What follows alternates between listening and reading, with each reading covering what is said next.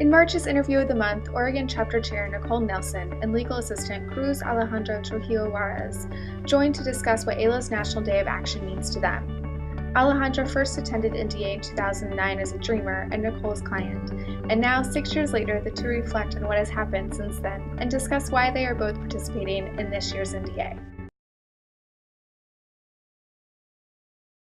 I think it started back then, I wasn't able to go to National Day of Action back then, but when I found out who from Oregon, from our chapter, was going along with our chapter chair, I strongly encouraged Alejandra to go and just help coordinate for her to be able to participate in that, because she was the perfect example of a dreamer back then and was about to receive voluntary departure and have to leave the country. Yeah.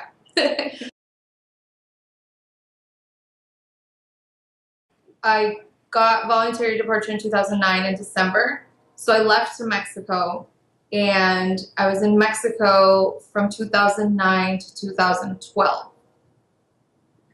So in that time, I got married and my husband filed for me, and we did the whole immigration process from Mexico.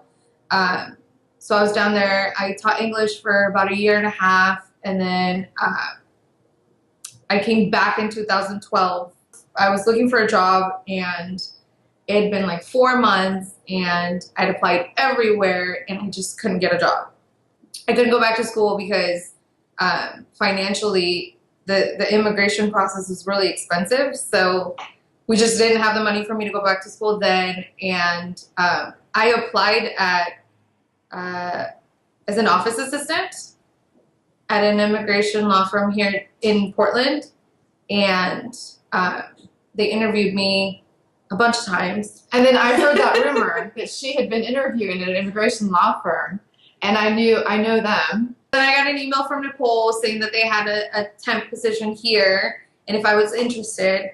And so, you know, ever since I was little, I really wanted to be an immigration attorney or any kind of attorney. That was like my dream. But because of, you know, school and not being able to go to a 4-year college, it was really difficult. So I just kind of forgot about that and did a lot more of just like, I worked at the community college for a really long time, like 4 years, and I did almost every leadership group possible in our community college.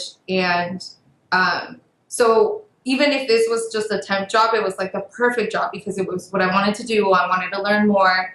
I'd done a lot of research when I was in Mexico in my own case, and so I was really interested in immigration. So just coming back and being able to have that opportunity was really important. So I was like, yes, I'll do it. I'll be there on Friday. And yeah. That was 2 years ago. Yeah, that was 2 years ago.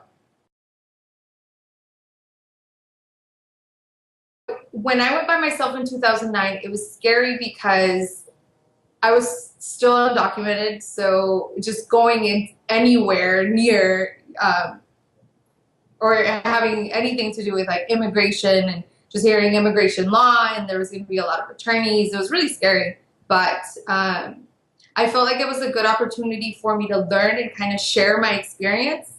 And so this time around, it's even better because now I've learned all these other things, and I can still share my story with people, but I get to hear, you know, other people's stories and kind of let them know that things do get better. You know, it's slowly, but it's moving along. I'm excited to go this time. I was excited last time, but I'm more excited now because I have to worry about, you know, getting on the plane and all that stuff.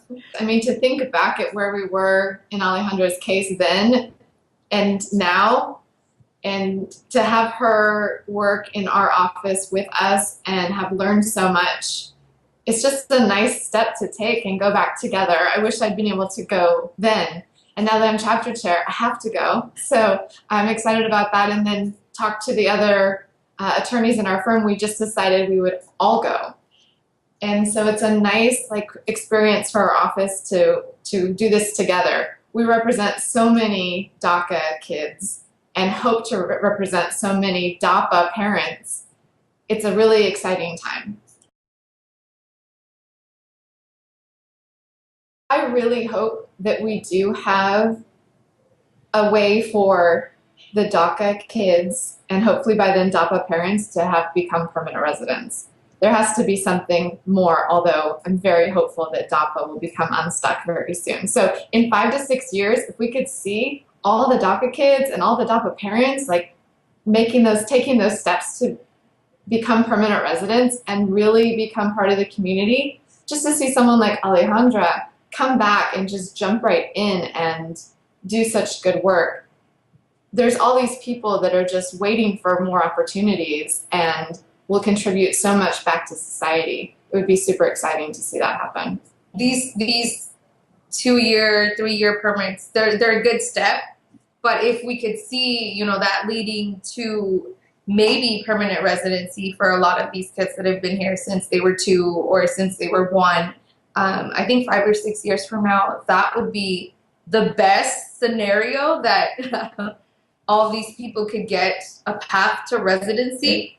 I think that would be the best.